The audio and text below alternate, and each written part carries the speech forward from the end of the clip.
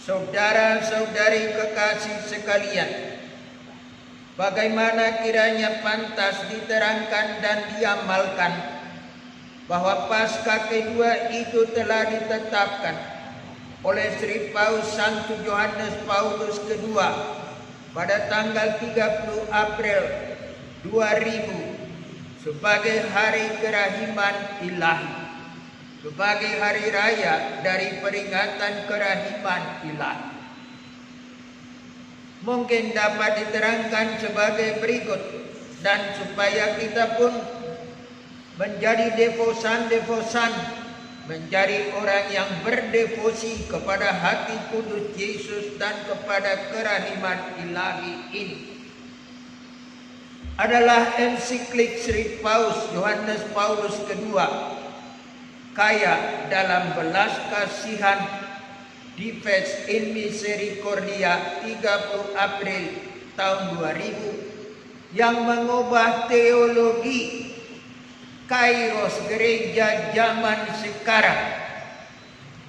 Dibuat pergeseran sedemikian rupa sehingga terjadi kelanjutan dan bukan peniadaan, tetapi juga sublimasi dan peningkatan kepada penghayatan iman gereja zaman kini.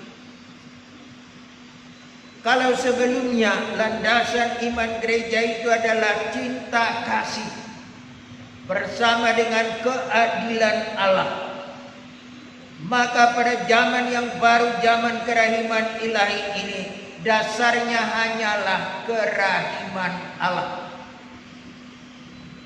Diterangkan menurut teologi itu bahwa kedatangan Yesus Kristus ke dunia untuk keselamatan dunia bukan karena adil. Kalau karena adil, kita telah dibawa oleh dosa Adam, maka kita harus masuk neraka. Melainkan karena kerahiman. Justru kita telah jatuh dalam dosa Adam dan kita untuk dihukum.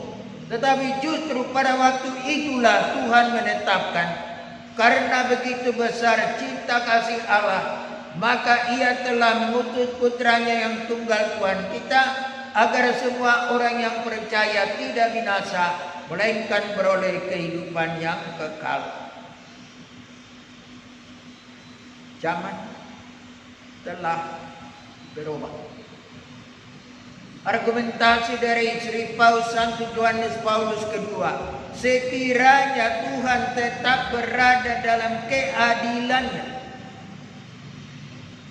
maka kita belum ditebus karena kita orang berdosa.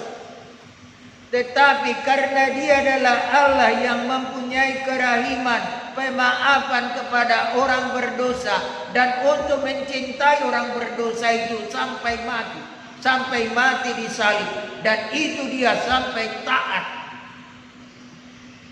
Maka itulah yang menjadi keselamatan kita. Maka tidak ditolak bahwa cinta kasih adalah juga landasan dari iman kita, tetapi yang lebih mendasar, keutamaan yang lebih tinggi, kata ensiklik itu pada nomor 3, bukan keadilan Allah tetapi kerahiman Allah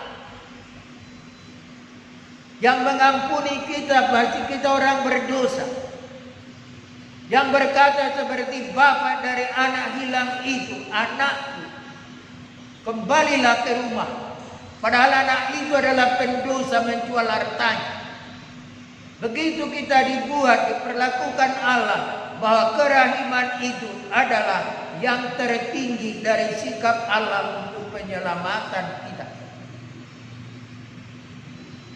Maka dengan demikian, Sri Paus Yohanes Paulus II menetapkan hari ini Paskah kedua menjadi hari perayaan kerahiman ilahi. Baik kalau diterangkan peralihan itu dalam arti proses penghayatan gereja. Dalam proses penghayatan gereja adalah memang Allah cinta kepada kita, tetapi membukanya adalah ketetapan Allah, bahwa Allah telah menyerahkan putranya yang tunggal sampai mati di salib. Dan ini mempunyai dua akibat yang harus kita ikuti teologi ini dan mengapa dibuat pada Paskah. Dibuat pesta kerahiman ilahi hari Paskah kedua untuk mengenang bahwa ketaatan Allah itu bukan berakhir dalam maut dalam kuburan, melainkan kepenuhannya berakhir pada kebangkitan dan permuliaan Tuhan. Dan ini menjadi sangat penting karena seluruh iman Kristiani didasarkan atas kebangkitan Tuhan. Maka karena itu kerahiman ilahi dengan sendirinya mengandaikan kerahiman Tuhan. Dan ini membawa pada zaman kita sekurang-kurangnya 3 kesimpulan itu. Yang pertama, bahwa kita tidak pernah jatuh dalam keputusasaan. Apapun yang terjadi, dan itu sangat baik kita renungkan pada hari ini. Entah itu namanya COVID, entah corona, entah apa itu, tidak pernah kita putus asa. Tuhan telah bangkit. Tuhan mengalahkan, bukan saja menyembuhkan orang sakit di Galilea dan Judea, tetapi juga Tuhan telah bangkit dari antara orang mati. Dan Dia mendahului kita dalam kematian, tapi juga dalam kebangkitan. Ini sangat penting. Ini sangat menentukan bagi iman kita juga pada tahun kerahiman ilahi seperti sekarang. Tidak ada yang bisa mengalahkan iman kita, yakni bahwa kita percaya Yesus telah bangkit. Mari kita renungkan sekarang ini. Kadang-kadang kita mendengar di televisi, ada yang lompat dari tingkat 4, ada yang bunuh diri. Ini bukan kamu seorang Kristen Katolik. Kita pada suatu waktunya juga akan mati, entah dengan corona, entah karena hanyut di laut, entah karena jatuh dari dalam kendaraan dan sebagainya akan mati. Tetapi bedalah mati itu bagi orang Kristen. Karena mati dalam orang Kristen berarti untuk hidup dan bangkit bersama Tuhan. Yang kedua, sikap kita pada zaman sekarang corona dan dalam himpitan COVID sekarang, marilah kita kenakan sikap dari Yesus Kristus. Dia taat sampai mati, dan mati di salib demi kita manusia. Mari kita kenakan ini dengan dua sikap. Yang pertama, kita harus berani makokok, menyelamatkan dan menolong sesama yang dalam sakrat maut. Itulah tugas dari yang diberikan oleh Yesus. Dia taat sampai mati untuk kita. Maka kita yang pertama tidak boleh menolak orang, mengubur orang yang mati dalam corona ini. Tetapi yang kedua, kita juga harus melindungi hidup. Dalam melindungi hidup kita tidak boleh asal-asal begitu saja mengubur, apalagi sudah dibungkus supaya dihilangkan bahaya corona itu dari rumah sakit, dibuka lagi. Ini tidak sikap Kristen. Sikap kita adalah SOP kehidupan, standard operation, prosedur itu untuk kehidupan. Maka baik apabila saya ditanya oleh pastor dari Nias, apa kami harus buat dan apa harus kami katakan kepada pemerintah mengenai menguburkan orang mati dan bahaya seperti sekarang, maka saya berkata dua hal. tidak boleh dihilangkan sama sekali keprihatinan kita dan pengakuan kita kepada penderitaan sesama seturut teladan Yesus Kristus. Karena itu dua hal saya izinkan. Pertama, kalau ada orang yang sakit, masih sakit, pastor harus pergi ke sana. Tapi pakailah segala alat untuk menghindarkan penularan. Pakai masker, beri berkat dan absolusi terakhir. Tapi tidak boleh menyentuh, tidak boleh memberi minyak. Itu Tuhan tahu. Inilah sikap dari Yesus Kristus, tetap menerima orang, tapi juga kita harus melindungi hidup. Dan apabila pada penguburan, orang Katolik tidak wajib untuk menguburkan secara massal, harus minta tolong kepada pemerintah supaya menurut SOP-nya itu dari penguburan, dari pemerintah diambil disiplin. Tetapi baik kalau kita sesudah penguburan itu membuat doa dalam keluarga. Tapi jangan saling bersentuhan. Dari dua hal itu, yang pertama, kita harus mengenakan dalam minggu kerahiman ilahi ini belas kasihan Allah. Tidak boleh lari, tidak boleh menolak, tidak boleh menjauhi. Tetapi serentak kita harus menjaga hidup. Dan yang kedua, kita harus bersuka cita karena kebangkitan Tuhan. Karena kalaupun seorang mati karena di bawah tempat tidur, atau karena corona, atau dia mati di laut, atau karena corona, semuanya mati. Dan kita harus melewati itu sekarang. Mungkin kalian belum, saya sudah mulai dekat. Saya sudah bau tanah. Jadi kita harus siap-siap.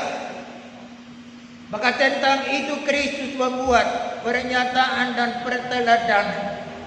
Dia mengabdi kita sampai mati. Tetapi dibaliknya kita sangat dikuatkan oleh kebangkitan Tuhan yang tak dapat dipertanggungjawabkan oleh siapapun melainkan oleh Tuhan sendiri, dan Dia memberi jaminan. Maka kita berdoa di dalam koronka itu, demi sengsara dan wafatmu Yesus Kristus, kasihanilah kami dan seluruh dunia. Maka doa ini harus menjadi pedoman bagi menghadapi orang meninggal, dan menjadi sikap kita untuk menjadi deposan dari kerahiman ilahi. Dan ada 3 keutamaan dari kerahiman ilahi menurut Santa Faustina. Dan itulah misinya. Dan itulah yang hendak dijadikan dunia menjadi pedoman. Pertama itu, kita harus berdoa bagi semua orang. Tapi terutama bagi orang yang menderita dan tersesat. Dan sekarang kita harus berdoa bagi orang-orang yang telah kena positif dan juga mereka yang terancam dari corona ini. Maka umat Katolik meneladan Yesus dan meneladan anjuran dari Santa Faustina. Kita harus berdoa bagi sesama. Yang kedua, kita harus mengampuni sesama dan membawa kabar gembira, kabar kedamaian dan sukacita kepada sesama. Maka tidak boleh kita berkata kata-kata yang menyudutkan, kata-kata hoaks, kata-kata kebencian. Ini bertentangan dengan hati kudus Yesus. Ini bertentangan dengan wafat Yesus di salib. Ini bertentangan dengan spiritualitas dari kerahiman ilahi. Yang diharapkan dari kita adalah pengampunan, persaudaraan sejati, dan perdamaian lestari.